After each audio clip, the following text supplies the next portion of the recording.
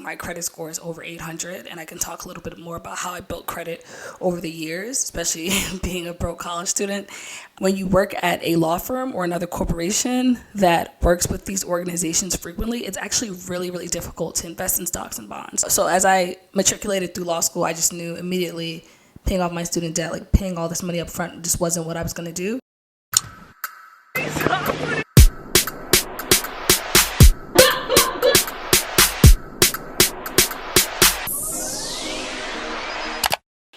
This is a little weird, a little bit. Hey everyone, welcome back to my channel. This is a little weird having this different setup. This is actually the first video I shot in my new home, which is interesting. If you are watching one of my videos for the first time, my name is Sam. I am a corporate lawyer. Specifically, I practice investment funds. I primarily live in New York. However, I'm spending some time in DC owing to COVID-19 and just like wanting to do something different for a little bit, if that makes sense. So basically what I wanted to talk about today, and I don't have the typical seafood or crab boil setup, but that's all right. What I wanted to talk about today is why I decided to invest in real estate in my 20s, like why this was a perfect investment for me specifically. So just to give some color on who I am and help those who are maybe similar situated or kind of want to end up where I am. I'm 27. I come from humble backgrounds, so everything was financed primarily by me. I am a lawyer. I make, well into six figures. I have also six-figure student loan debt. Would also be helpful. This is my first property.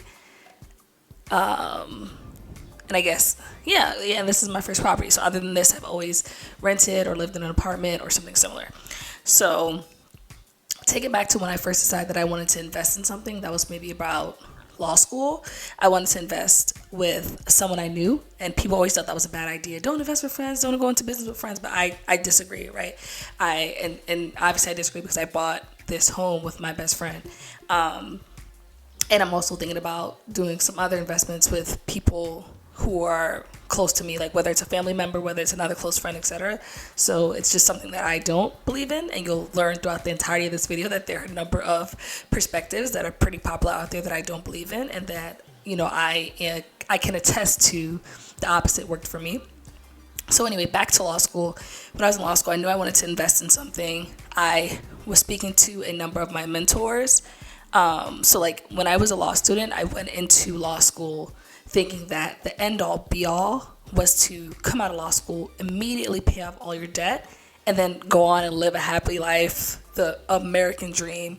I don't believe in the American dream, but that could be a whole nother video in itself. But anyway, the idea of what the American dream was, it was like you came in, you paid off your student debt, and then you were able to utilize that, and then you were able to live this American dream. When I'm in law school, I'm starting to realize that a number of people around me were multimillionaires and they hadn't paid off their student debt yet. And the idea kind of didn't make sense to me. Like, why would you have $10 million in the bank but still owe student loans? And that's when I kind of started to learn the difference between good debt and bad debt, which also could be another video if you want to know my perspective on that. But anyway, so then I guess my sentiments about wanting to come in and immediately pay off my student debt kind of started to fade.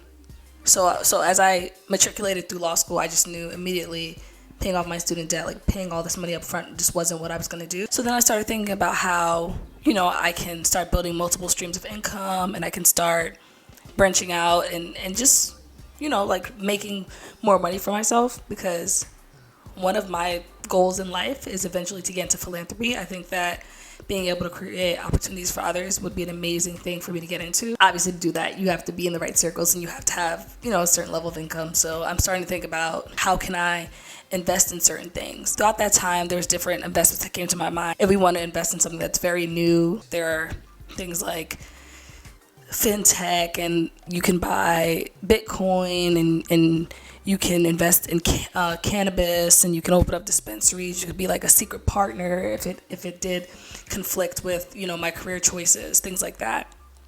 And then real estate has always kind of been there. Like it's nothing new. People invest in real estate all the time because of the tax breaks or because of the security of it all. At the end of the day, you own a home and you can borrow money against that home. You can build your equity, things like that. And then I also was thinking about small businesses. Do I want to open a business? I remember one time I came up with a business idea. I guess I can share it with you now because I feel like I'm not going to do anything with it.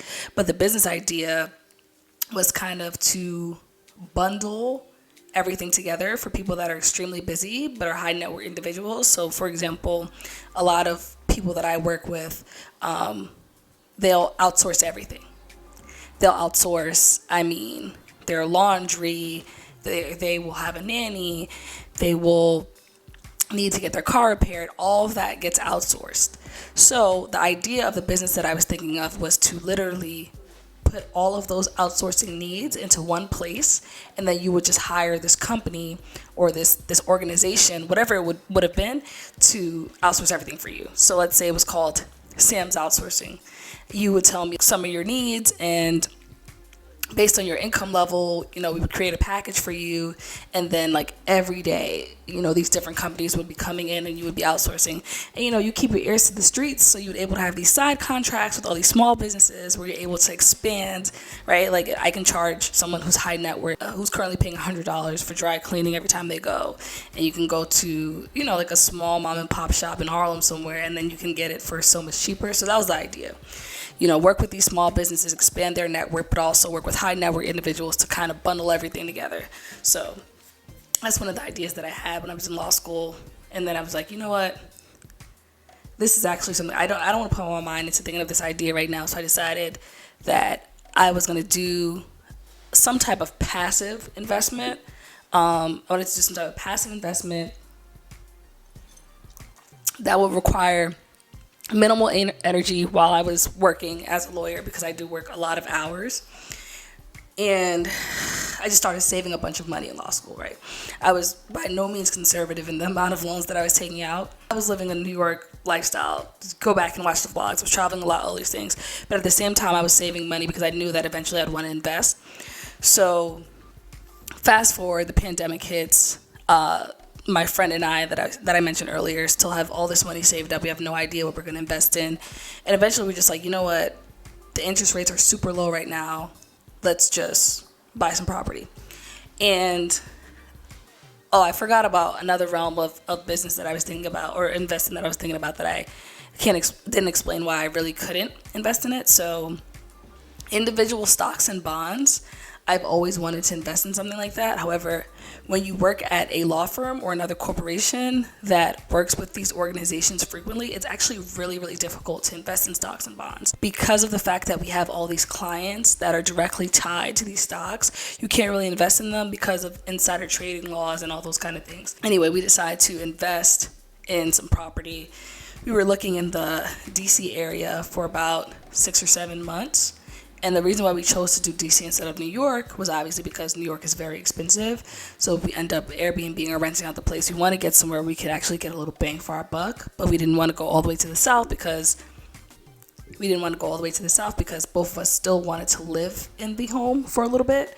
And we wanted to kind of like trick it out, make it super nice and things like that. And at first we were looking for condos. We looked at condos for about 4 or 5 months because, as I mentioned earlier, we wanted to do something that really was just very passive. We didn't have to do a lot of work for it. But then we just came across our home, and it was amazing. It was an amazing investment. One of the reasons why we chose to go with the home instead of a condo was because we can do a bunch of renovations without having to worry about like dealing with people in the condo, right? We can trick out our backyard. We can tear down our steps, which is actually what we're doing, and putting in a new staircase. We can make another bedroom. We can build up, right? Obviously, you'd have to go through all the DC, you have to get all the permits and everything associated with that in the DC area. But if we want to, we can eventually build a whole nother floor. And now we have a 4-floor home instead of a 3-floor home. So that's why we ended up picking to go the home route. Everything was done solely by us. We didn't have any other co-signers or anything like that. Full disclosure, like my credit score is over 800, and I can talk a little bit more about how I built credit over the years, especially being a broke college student. We were able to literally get this home, incredible interest rate. It just made the most sense. The home just was a great investment. It was a great place to put our money at the time. That's why I decided to invest in real estate. And now I guess I can go to the how I invested in real estate. And this is what I was talking about a little bit earlier about the fact that I don't ordinarily agree with people's means of pay off your student loans first, don't get credit cards, all those kind of things. It's just not my perspective on life, especially as someone coming from a humble background. So I guess we got to take it all the way back. If I'm going to talk about how I begun to build credit and really learn about money and things like that at a young age. And like, I'm not scared to say, like, I love thinking about money. Like, I like learning about money. I like working with high net worth individuals. Like, as I said before, I'm an investment funds lawyer, and I'm an investment funds lawyer for a reason. I love to see these things moving around. Still, down with capitalism. In the midst of it all, I do enjoy thinking about numbers.